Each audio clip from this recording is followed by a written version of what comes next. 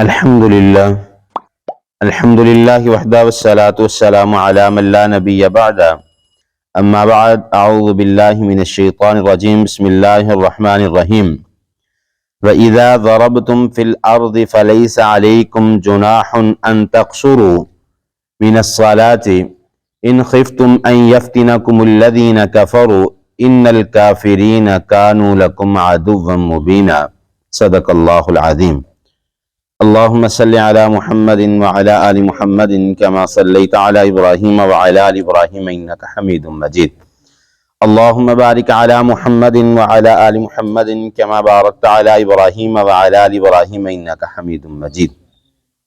ہر قسم کی حمد و ثنا اللہ وحدہ لا شریک کی ذات کے لیے، کروڑہ درود و سلام امام الانبیاء جناب محمد الرسول اللہ صلی اللہ علیہ وآلہ وسلم کی ذات اقدس پر۔ مختصر حمد و ثنا کے بعد گزشتہ آیات میں ہم نے جو ہے وہ ہجرت کے متعلق پڑھا۔ آج کی آیت کریمہ میں اللہ رب العالمین فرماتے ہیں وَإِذَا، اور جب، ضربتم، تم سفر کرو، فی الارض، زمین میں،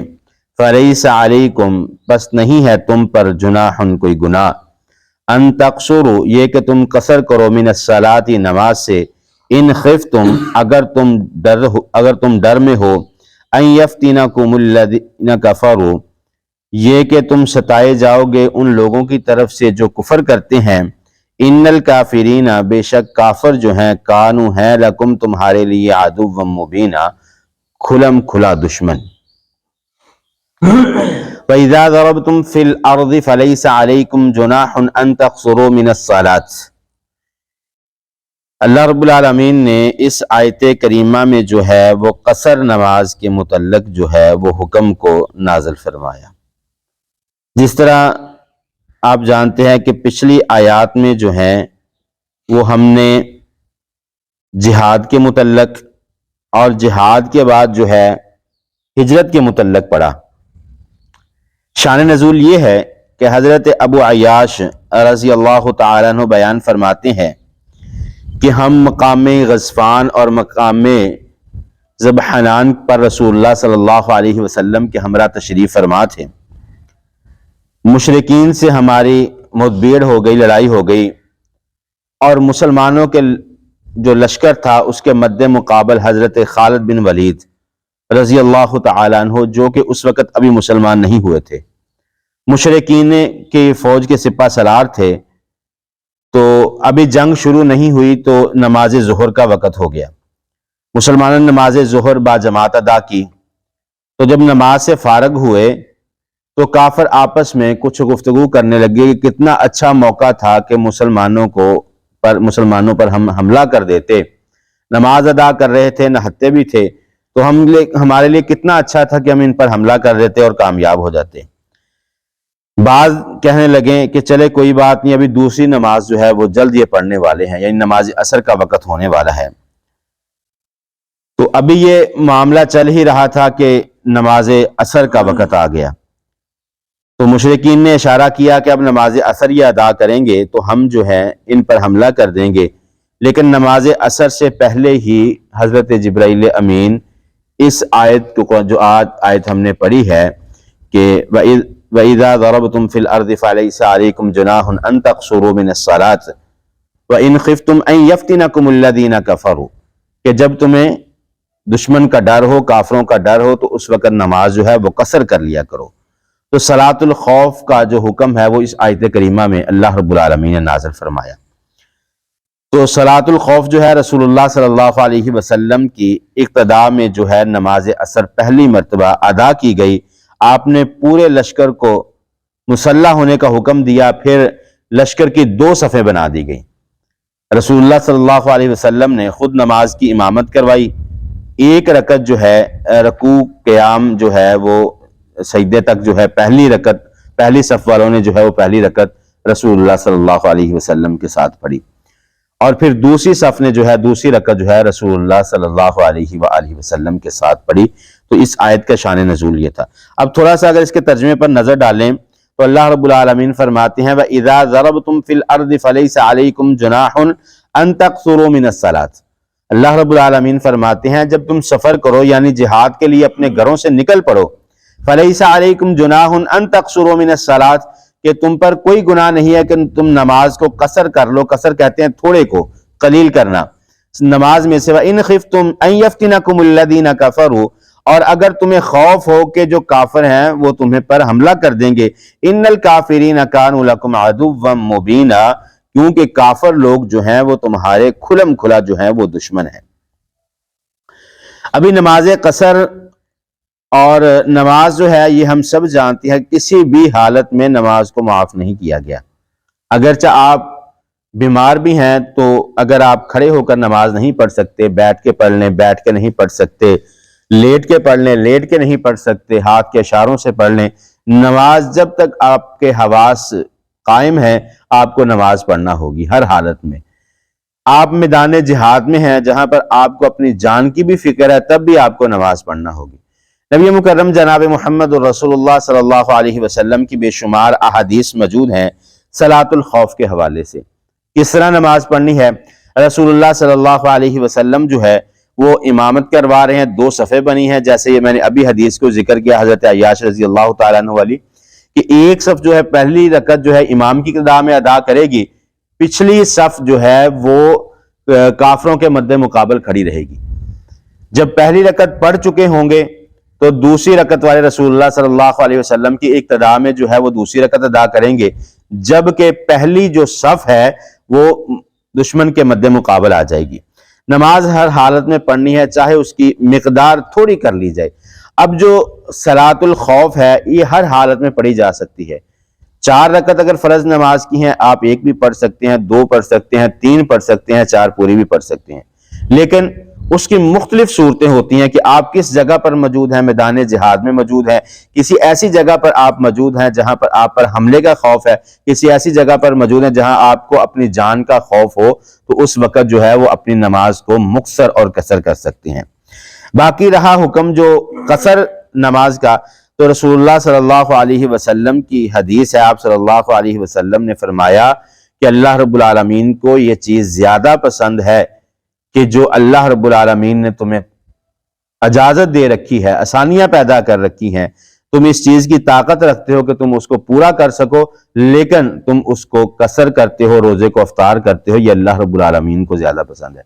حضرت عائشہ رضی اللہ تعالی عنہ بیان فرماتی ہیں نبی مکرم صلی اللہ علیہ وسلم نے فرمایا کہ پہلے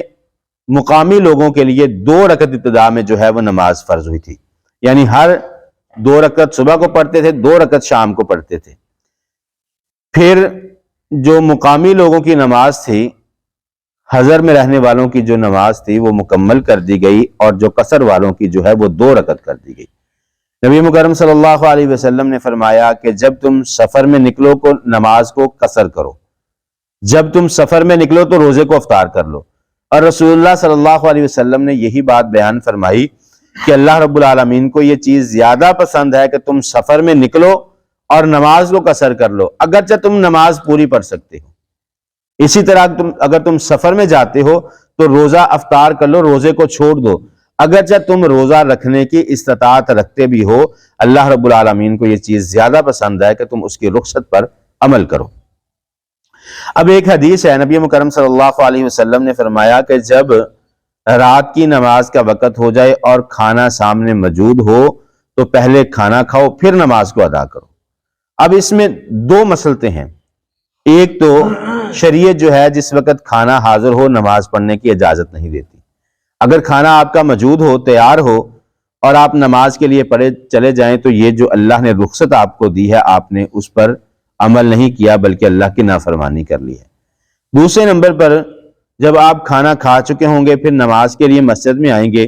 تو چہل قدمی ہو جائے گی، آپ کے جو معدے کے لیے ہے بہت بہترین جو ہے وہ ایک سیر کا سلسلہ بن جاتا ہے۔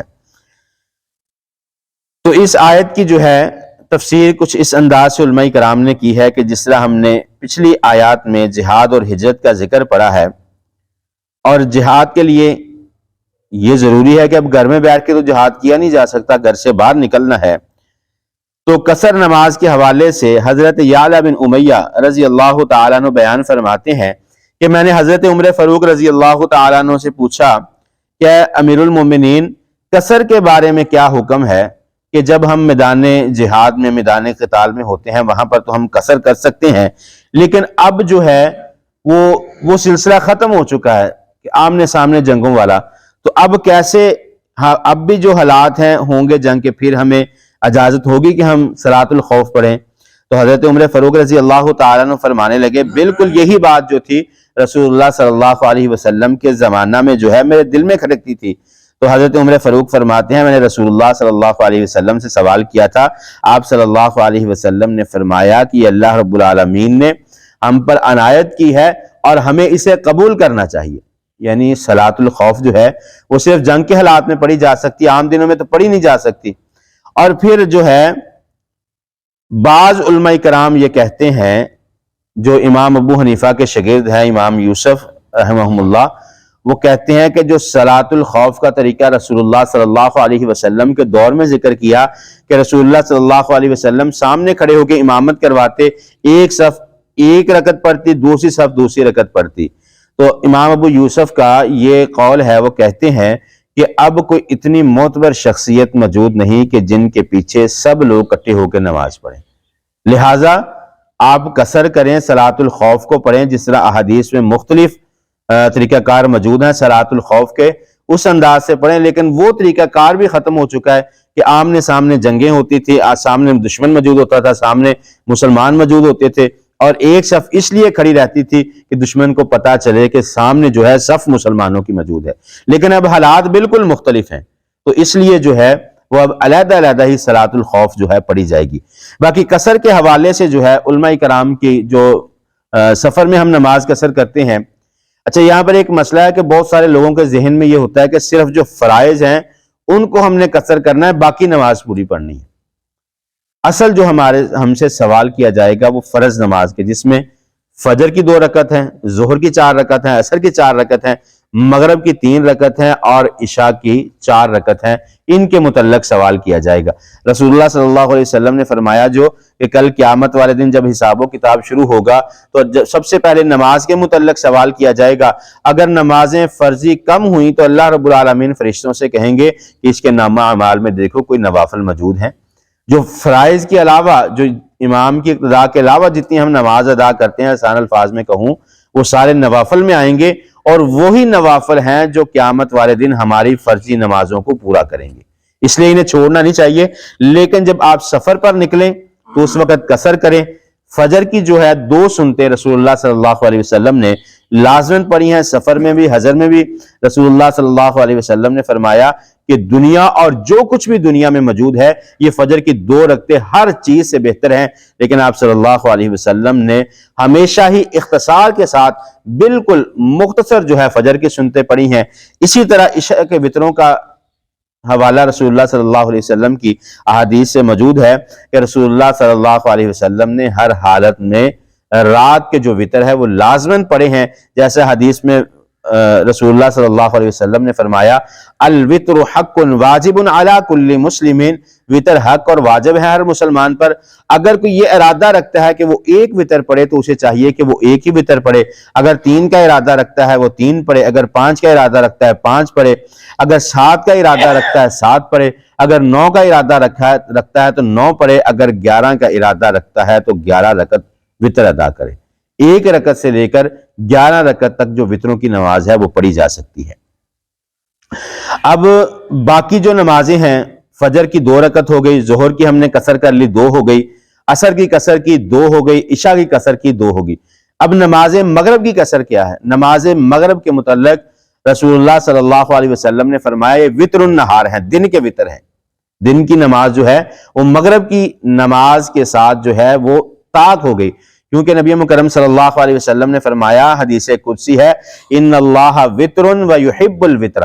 اللہ رب العالمین اکیلا ہے، طاق ہے اور طاق کو ہی پسند کرتا ہے۔ اب نمازوں کی تعداد جو ہے وہ 5 ہے، وہ بھی طاق ہے۔ اب جو دن کی نمازیں ہیں، مغرب کی نماز کے ساتھ رکعات جو ہے وہ طاق ہو جاتی ہیں، اور اللہ رب العالمین نے مغرب کی جو قصر نماز ہے وہ 3 رکعت کو پورا پڑھا جائے گا۔ اب علماء کرام کا اختلاف ہے کہ کتنے سفر کے بعد جو ہے ہم نماز کو قصر کر سکتے ہیں۔ ایک حدیث میں 3 امیال 3 میل کے بعد جو ہے وہ ہم نماز جو ہے قصر کر سکتے ہیں۔ ایک حدیث میں 3 فرسخ کا جو ہے وہ ذکر ہے، جو تقریباً اس دور کی جو پیمائش ہے تقریباً 12-13 کلومیٹر بنتی ہے۔ لیکن علماء کرام مختلف مسائل جو ہے، جس طرح حضرت عمر فاروق، حضرت علی المرتضیٰ، حضرت عبداللہ بن عمر، حضرت جابر بن عبداللہ، حضرت عبداللہ بن عباس، حضرت حسن بصری، حضرت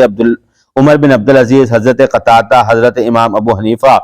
کے نزدیک جو ہے قصر نماز جب آپ اپنے گھر سے ارادہ کر لیتے ہیں کہ آپ نے اتنا سفر کرنا ہے کہ جو مقدار شریعت نے مقرر کی ہے اس سے زیادہ سفر کرنا ہے، جب آپ اپنے گھر سے ارادہ کر لیتے ہیں اسی وقت آپ نماز کو قصر کر سکتے ہیں۔ بعض ائمہ دین کے نزدیک یہ ہے کہ جب آپ اپنی بستی سے باہر نکل جائیں اس وقت جو ہے آپ نماز قصر کر لیں گے، اور قصر کرنے کے ساتھ ساتھ نمازوں کو اکٹھا کرنے کا بھی حکم ہے۔ رسول اللہ صلی اللہ علیہ وسلم اگر ظہر کے بعد سفر کے لیے نکلتے تو ظہر اور عصر کی نماز کو اکٹھا کر لیتے۔ اب علماء کرام کا اس بات میں اختلاف ہے کہ جو ہم نے گھر میں نماز پڑھ کے نکلنی ہے کیا وہ ہم قصر کریں گے؟ اکثریت کے ساتھ علماء کرام کہتے ہیں کہ جو آپ گھر میں نماز ادا کرتے ہیں، مطلب ہمارا پروگرام ہے کہ ہم نے 1 بجے سفر کے لیے نکلنا ہے اور سفر اتنا ہے جو شریعت نے مقرر کر دیا اس سے پیمانے سے زیادہ ہے، تو جب ہم اپنے گھر سے نماز ظہر ادا کر کے نکلنا چاہتے ہیں اور کوشش کرتے ہیں کہ عصر کی نماز بھی اکٹھی کر لیں، پھر آپ نے ظہر اور عصر کی نماز جو ہے وہ اکٹھی پڑھنی ہے اور مکمل پڑھنی ہے۔ ظہر کے بعد عصر کی نماز کی 4 رکعات ہی پڑھنی ہے۔ اگر آپ